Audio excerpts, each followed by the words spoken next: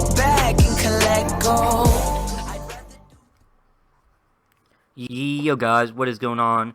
Welcome back to the channel, and today we got a brand new black market gold explosion in the game, which is in the item shop. It is called Lantern Lift. It is a black market gold explosion.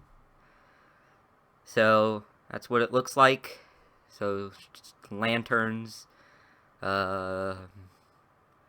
So crazy how Psyonix made this Lantern Lift new black market gold explosion.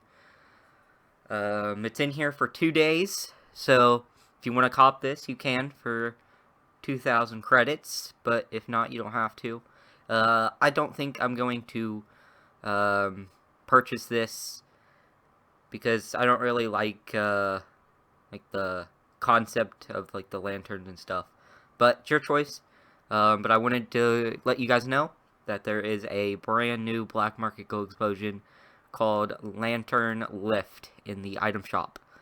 So yep, that's pretty much it for that. We got the esports shop as well. So if you want to cop any of these, you can. But that'll do it for this video. Hope you guys enjoyed, and I'll see you guys later. Peace.